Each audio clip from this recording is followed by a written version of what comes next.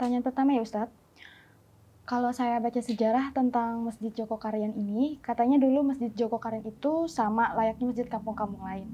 Nah, lalu apa yang membuat Ustadz kemudian mengembangkan masjid dengan program-programnya yang unik, sehingga Masjid Jogokarian menjadi terkenal seperti sekarang ini? Ya hanya menyelesaikan persoalan masyarakat saja. Jadi ketika itu kan masyarakat Jogokarian mengalami berbagai kesulitan. Nah, masjid ini kita coba menghadirkan solusi, ya. Jadi kita buat program yang solutif, yang menyelesaikan problem-problem masyarakat Jogokarian khususnya dan meluas kepada masyarakat yang lain. Ya, dari yang pertama mengenai problem banyaknya masyarakat Jogokarian yang belum sholat meskipun sudah muslim dan mukallaf. Maka kita buat program mensolatkan orang hidup. Kemudian minimnya masyarakat Jogokarian yang berjamaah ke masjid, maka kita buat gerakan sholat berjamaah. Kemudian ternyata masyarakat Jogokarian banyak yang miskin, tidak bisa memenuhi kebutuhan pokoknya. Maka kita hadirkan solusi dengan bantuan sembako dan ATM beras. Ya. Kemudian problem banyak anak Jogokarian tidak menyelesaikan sekolah karena tidak ada biaya. Maka kita hadirkan solusi bagaimana masjid memberikan bantuan beasiswa. Banyak masyarakat Jogokarian yang menganggur, tidak punya pekerjaan dan penghasilan. Maka kita buat gerakan pemberdayaan ekonomi, bantuan modal usaha, kajian bisnis, dan lain sebagainya. Ya, jadi masjid itu hadir membuat program karena persoalan yang dihadapi masyarakat. Jadi masjid berusaha untuk menghadirkan solusinya. Itu saja. Ya. Pertanyaan kedua Ustadz, prinsip atau nilai apa yang dipakai pengurus Masjid Jogokarian sehingga Masjid Jogokarian ini sampai bisa sebesar sekarang? Bahwa kita ini bekerja di masjid itu adalah bekerja kepada Allah sebagai pemilik masjid. Maka tentu kita mempersembahkan pekerjaan yang terbaik. Ya. Jadi maka kita selalu berusaha untuk bekerja dari merancang program kegiatannya, kemudian melaksanakannya, mengevaluasi dan lain sebagainya, kita berupaya bahwa program yang kita lakukan harus sebaik-baiknya karena ini dinilai langsung oleh Allah. Dan aktivitas kita ini kan bekerja untuk Allah, lillahi ta'ala. Jadi harus terbaik. Ya. Jadi bayangkan saja kenapa beras di Jepang itu bagus dan enak. Karena petani-petani Jepang ingin mempersembahkan kepada samurai Jepang yang menjaga keselamatan mereka. Maka sebagai rasa hormat mereka menanam padi, merawat sehingga hasilnya padinya itu berkualitas. Sebagai rasa terima kasih karena mereka telah dijaga keselamatannya oleh para samurai. Mosok kita kalah sama itu. Kita ini telah dihidupkan, dicukupi, diberi rezeki, dibimbing oleh Allah. Maka kita berusaha melakukan program-program yang kita persembahkan untuk Allah terbaik gitu. Ya.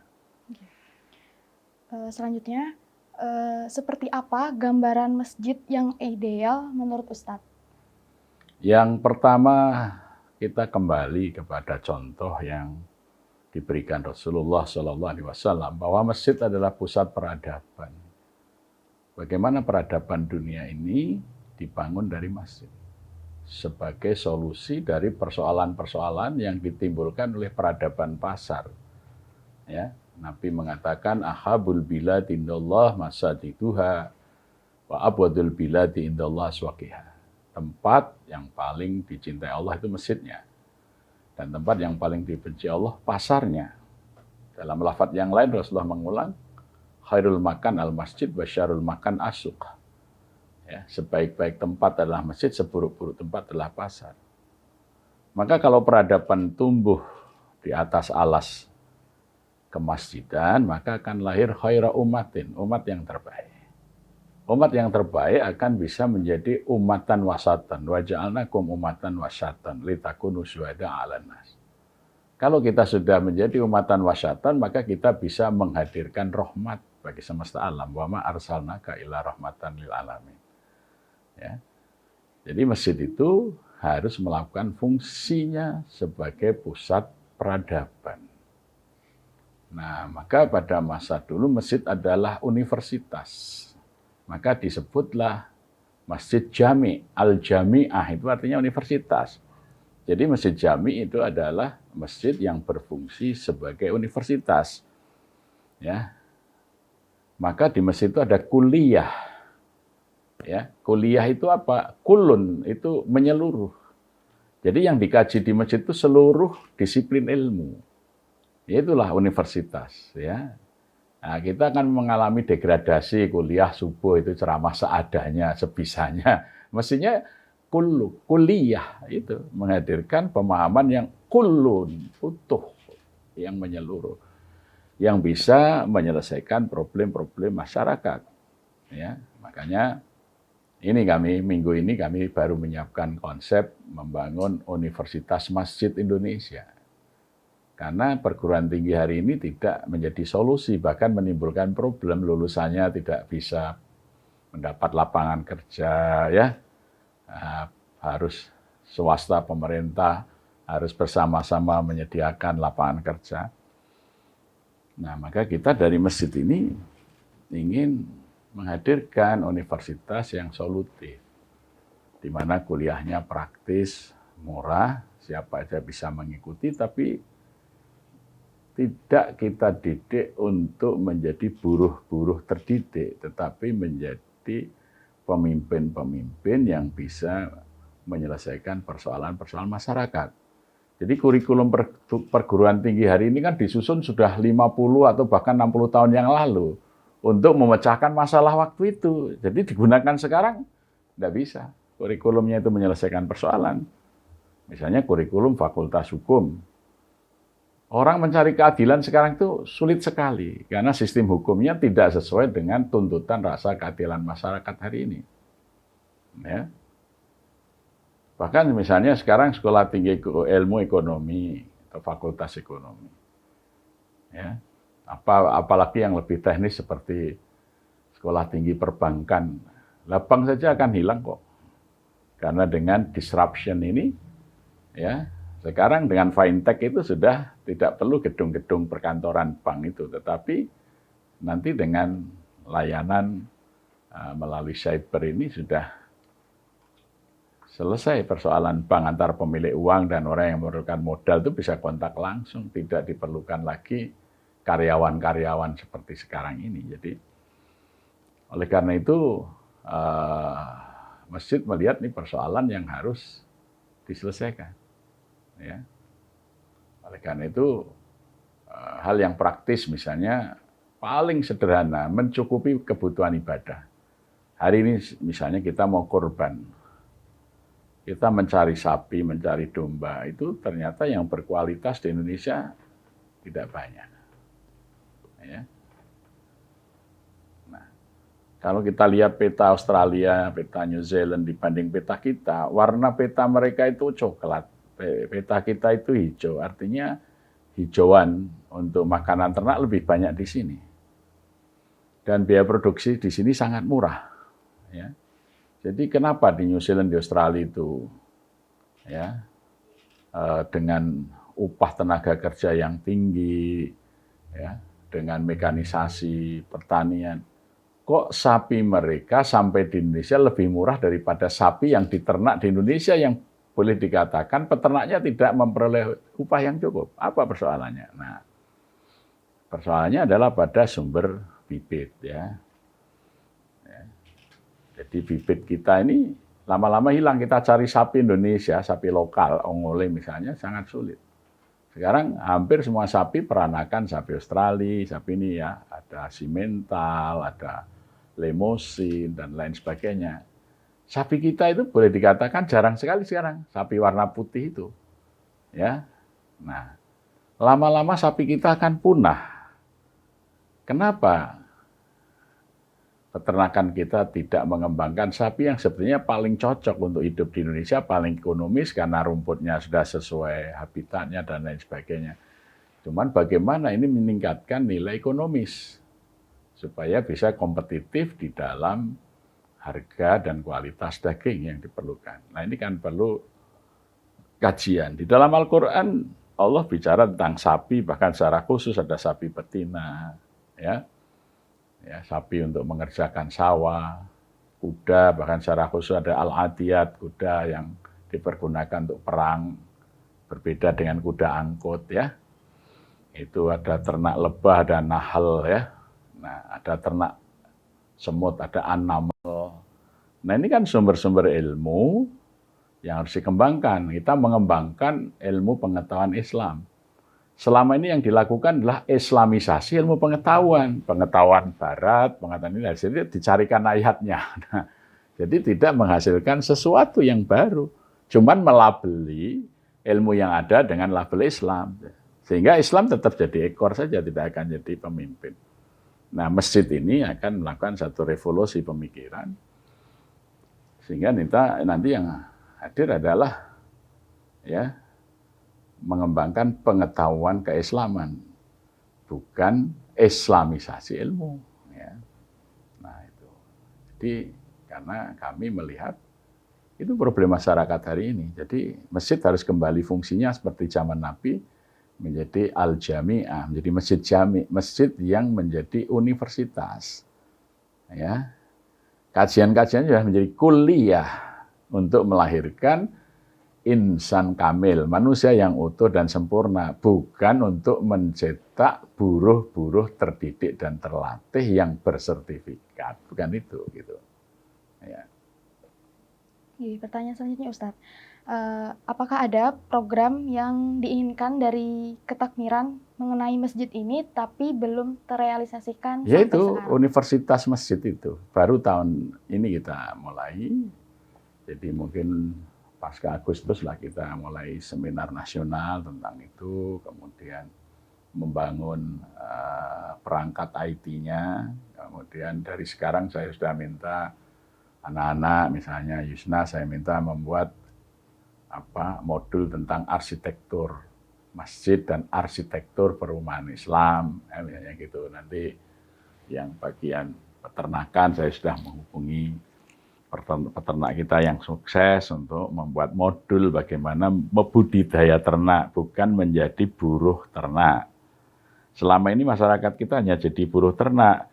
Dia membeli bibit dari kartel, membeli pakan dari kartel, membesarkan, kalau sudah panen dijual ke kartel. Jadi ketika beli DOC, beli pakan mahal, ketika menjual daging murah. Karena dia hanya jadi buruh ternak.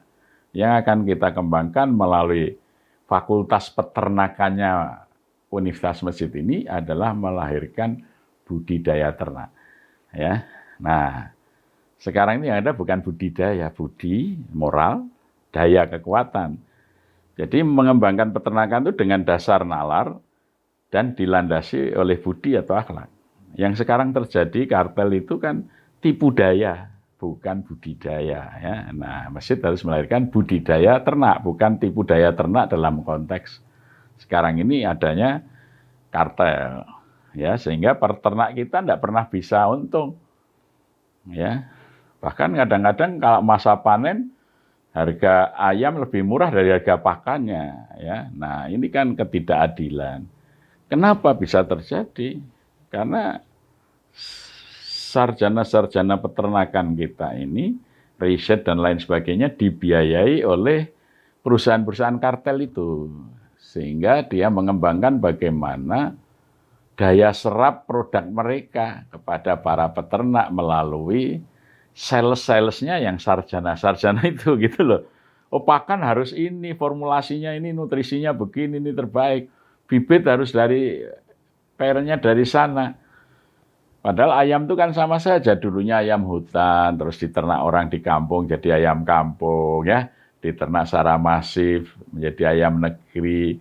Terus, oh ini kita butuh daging, ya sudah dipisah aja. Sekarang ayam khusus penghasil daging, dipisah. Kita butuh telurnya ayam yang khusus penghasil telur, dibuatlah rekayasa genetik bagaimana ayam yang jenis satu itu broiler menghasilkan daging secepatnya, tapi tidak menghasilkan telur. Yang bertelur terus, dagingnya tidak bertambah besar. Ya. Nah, sebetulnya kan ayam kita bisa juga dikembangkan dengan itu, karena ilmu genetik juga akan mudah dikuasai oleh mahasiswa yang cerdas, yang bisa belajar dari ilmu yang ada di dalam Al-Quran itu. Tetapi tidak kemudian menggusur potensi lokal. Sapi sekarang cari sapi lokal Indonesia susah. Mungkin 10 tahun ke depan ayam lokal itu susah. Kita mencari ayam kampung, ayam Jawa itu sudah sulit sekali loh di sini nanti ke depan. Karena semuanya mesti industri besar. Ya. Nah, kalau dulu daging itu mudah karena orang lahannya luas. Nanti berkait dengan praktek budaya keagamaan. Kenapa dulu tahlilan, ya kenduri itu marak? Karena dulu petani itu punya sawah, punya kebun, pelihara ayam. Jadi kalau saat kenduri, padi nggak usah beli, kelapa tinggal metik, ayam tinggal nangkap, telur tinggal ngambil di kandang. Sekarang budaya ini mulai ditinggalkan karena apa? Mereka sekarang kerja di pabrik, komponen gaji tidak ada komponen untuk selamatan, untuk kenduri ya. Nah, akhirnya yang terjadi apa? Yang terjadi orang mencari pelarian. Wah, saya takut bersalah, tidak bisa mengadakan penghormatan pada orang tua yang mati dengan kenduri karena tidak ada uang. Akhirnya ada yang mengatakan itu tidak ada tuntunannya dalam agama. Lah, muncullah kemudian konflik antara Islam tradisional yang memelihara budaya dengan Islam yang disebut Islam yang puritan. Ya, sebetulnya persoalannya itu bukan persoalan pada dalil ini. Wong itu bukan agama, itu kebudayaan. Budaya ini akan tidak bisa eksis kalau tidak ada pendukung ekonominya. Ya. Maka sekarang kalau dulu kenduri seminggu penuh, nanti hari ke-40, hari ke-100, sekarang cuma 3 hari misalnya. Lama-lama nanti hilang cuma sehari. Bukan karena mereka tidak mampu menyediakan sarananya. Nah, konflik keagamaan di Indonesia dalam paham ini lebih banyak disebabkan oleh faktor kemiskinan sebetulnya. Tapi seakan-akan itu pertarungan ideologi itu loh. Ya, kita masjidnya akan memberikan ini solusi. Jadi kalau mau itu bukan karena persoalan pemahaman agama, ini sebenarnya persoalan ekonomi. Kalau kesejahteraan tercukupi, seperti zaman dulu tidak pernah ada konflik itu. Ketika umat Islam masih sejahtera. Ya, ketika orang Islam itu miskin, apa-apa jadi masalah orang miskin itu. Uang hidupnya sendiri sudah masalah ya. Maka itu kadal fakru ayakuna kufron gitu kan. Solusinya masjid harus bisa menjadi pusat kesejahteraan masyarakat itu. Intinya begitu. Pertanyaan terakhir Ustadz sekaligus close statement. Apa harapan Ustadz mengenai Masjid Jogokarian di masa depan dari segi pemberdayaan, pembangunan, dan tata ruang masjid? Ya, kalau sekarang kita itu tidak berpikir bahwa tata ruang itu bangunan ya. Bahkan sangat mungkin ke depan itu masjid itu sifatnya virtual. Kajian-kajian itu harus tidak datang halakoh di dalam gedung masjid, tapi bisa dari rumah mereka masing-masing. Barangkali nanti ada fikih baru barangkali. Apakah juga Jumatan semua harus berkumpul? Seperti kita sedang dilatih dengan adanya COVID. Ada masjid tidak mengadakan Jumatan. Sholat Id disuruh di rumah masing-masing. Ini kan sesuatu ya.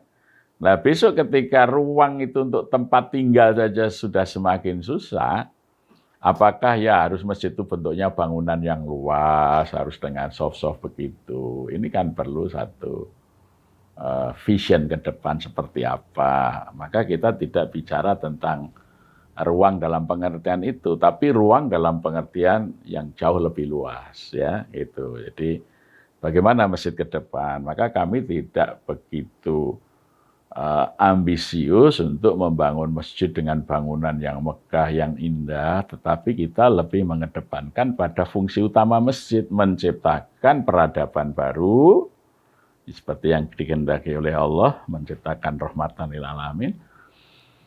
Yang kedua, masjid itu sumber kesejahteraan rakyat. Jadi kalau ada masjid, rakyat sejahtera. Itu yang lebih penting bagi kami, bukan bangunannya masjid. Kita bisa membandingkan dengan bangunan candi di masa Sailendra. Candi Borobudur dibangun 92 tahun, mendatangkan ahli dari India, Gunadarma. Ya, memperkerjakan rakyat, sehingga 92 tahun rakyat itu menjadi miskin karena membangun tempat ibadah yang megah. Maka ketika abad 14 Islam masuk, agama Buddha ditinggal karena membuat rakyat miskin. Sedangkan Islam, ya, itu wali pertama kita, ya, Maulana Malik Ibrahim itu ahli pertanian. Jadi begitu dia datang ke Gresik, yang dibangun bendungan, bukan masjid. Ya, sehingga di sana tambak-tambak dibangun untuk tambak bandeng, tambak udang, sawah. Sehingga datangnya ulama membuat kesejahteraan orang Gresik. Orang ikut, tidak bangun masjid. Ya, Maulana Malik Ibrahim itu yang pertama dibangun bendungan. Ya, kemudian dilatih bertani. Maulana, ya, Al-Maghribi datang ke Jatinom, Klaten. Apa yang dilakukan? Melatih orang bertani, menciptakan alat pertanian namanya pacul, ya, dan lain sebagainya. Maulana Muhammad Ishaq ketika wabah pandemi melanda di negara Belambangan, dia datang bisa menyembuhkan anak raja, ya, Dewi Skardadu yang kena wabah berat. Akhirnya diambil menantu, ya. Nanti dia setelah selesai tugas di sini ke Aceh, ya. Tapi anak dia nanti jadi Sunan Giri, Raden Djoko Samudro atau Sunan Giri nanti misalnya.